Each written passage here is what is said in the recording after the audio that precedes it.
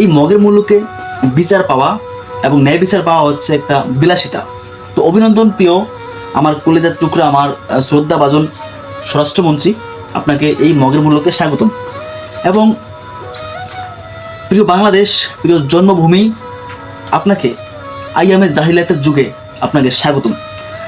আমি একটা সময় গর্ব করতাম যে আমি বাঙালি হয়ে জন্মগ্রহণ করেছি, এটা আমার গর্ব এবং এটা আমার গর্বের কারণ, এবং আমি বাঙালি এটা ভেবে আমি নিজেকে গর্বিত মনে করতাম। কিন্তু আমি এখন লজ্জিত, আমি কেন বাঙালি, আমার জন্ম কেন এই দেশে হয়েছে। আমি বাঙালি বলতে এখন লজ্জা লাগে, কারণ আমার এই মাতৃভূমিতে, আমার প্রাণপ্রিয় মাতৃভূমিতে এরকম দিনে দুপুরে দিনের বেলা এরকম খুন হবে এবং এরকম শিশুকে দর্শন করা হবে এবং দর্শন করে তাকে আবার হত্যা করে ফেলা হবে, তার দেহ থেকে তার মাথাকে আলাদা করে ফেলা হবে। এই মাতৃভূমি, এটা ভাবতে খুবই কষ্ট লাগে। দর্শক, এত বড় একটা ঘটনা ঘটছে রামিসার সাথে।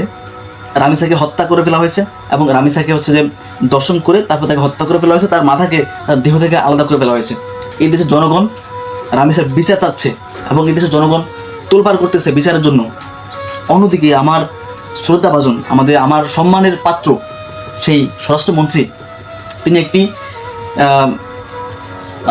সংবাদ সম্মেলনে বলেছেন যে আমরা এখন মধ্যযুগে নাই, আমরা এখন আধুনিক যুগে আছি। হ্যাঁ, আমরা এখন আধুনিক যুগে আছি, কিন্তু ভাই দেখেন, আপনি আধুনিক যুগে আছেন, আধুনিক যুগের মানে কি? আধুনিক যুগের বৈশিষ্ট্য কি?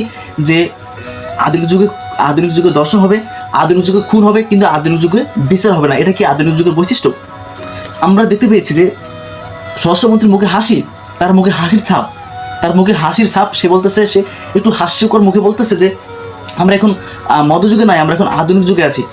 তা আধুনিক যুগে থাকলে কি আধুনিক যুগে বিচার হবে না? আধুনিক যুগে শুধু দর্শন হবে, খুন হবে, কিন্তু বিচার হবে না। এটা কি আধুনিক যুগের বৈশিষ্ট্য?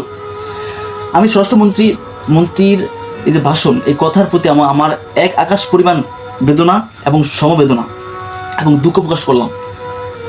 আপনি যে কথা বলেছেন রামিসার এই দর্শন এবং হত্যার পরে, আপনার এই কথা কোনোভাবেই যুক্ত ছিল না। আপনি বলতেছেন যে ইমোশনালি কিছু করা যাবে না এবং কারো প্রতি যেন অন্যায় না হয়ে যায় সেদিকে খেয়াল রাখতে হবে। আপনার কাছে আমার প্রশ্ন, প্রিয় এবং সম্মানিত স্বরাষ্ট্রমন্ত্রী, আপনার কাছে আমার প্রশ্ন, দেখেন রামিসাকে যেই নরক পিশাচ দর্শন করেছে এবং হত্যা করেছে, সে কি রামিসার সাথে ন্যায় কাজ করেছে? এখন সেই হত্যাকারীকে, সেই দর্শককে আপনার জনসম্মুখে ফাঁসি দিয়ে এবং তাকে কূপে তাকে পাথর মেরে হত্যা করলে কি সমস্যাটা কোথায়? আপনি বলতেছেন যে তার প্রতি যেন কারোর প্রতি যেন অবিচার না হয়ে যায়। তাহলে রামিসার প্রতি কি বিচার করা হয়েছে? রামিসার বাবা মা যে এখন আপনাদের প্রতি আস্থা রাখতে পারতেছে না, রামিসার বাবা মা এই দেশের আইনের প্রতি আস্থা রাখতে পারতেছে না, কারণ জানে বিচার পাবে না। তাহলে কি এটা কি রামিসার সাথে ন্যায় বিচার করা হবে? এবং সবার আগে বাংলাদেশ, আমিও চাই সবার আগে বাংলাদেশ, সকল কিছুর আগে বাংলাদেশ। আমি এটা চাই, এটা আমাদের সিনিয়র যারা আছেন সবাই এটা বলে। কিন্তু ভাই দেখেন, সবার আগে বাংলাদেশ রেখে সবার আগে বাংলাদেশ বাদ দেন মিয়া। সবার আগে বাংলাদেশ না বলে সবার আগে এই দেশে ন্যায় বিচার প্রতিষ্ঠা করেন, সবার আগে এই দেশে জাস্টিস প্রতিষ্ঠা করেন, সবার আগে এই দেশের সাধারণ মানুষের জন্য এই বিচার নিশ্চিত করেন এবং এই দেশে জনগণের সবার আগে নিরাপত্তা নিশ্চিত করেন, সবার আগে এই দেশে খুন, হত্যা, দর্শনের বিচার করেন। তাহলে এই দেশটা এমনিতেই সোনার বাংলাদেশে পরিণত হবে, তাহলে এই দেশটা এমনিতেই স্বর্ণের টুকরা পরিণত হবে। ইবনে বতুতা এই বাংলাদেশে এসে বলে গেছেন, বাংলাদেশকে তিনি জান্নাতাবাদ বলে অভিহিত করেছেন। এটা একটা জান্নাতের টুকরা বলা চলে মিয়া, কিন্তু এই দেশের আইন, এই দেশের মেরুদণ্ডহীন আইন, এই দেশের রাষ্ট্র ব্যবস্থা এই দেশটাকে জাহান্নামের টুকরা বানিয়ে ফেলছে। এবং আমরা বলি যে বাংলাদেশ জিন্দাবাদ। আমি দোয়া করি যে বাংলাদেশটা জিন্দাবাদ হোক এবং বাংলাদেশ চিরজীবী হোক, এটা আমি দোয়া করি। কিন্তু বাংলাদেশে এখন বর্তমানে যা চলতেছে, যে দর্শন, যে হত্যা, যে খুন, যেগুলো চলতেছে, ভাই বাংলাদেশ জিন্দাবাদ তো থাকতেছে না, বাংলাদেশ তো মুর্দাবাদ হয়ে যাচ্ছে। বাংলাদেশের যে লক্ষণ, এটা আসলে একদম ভালো লক্ষণ নয়।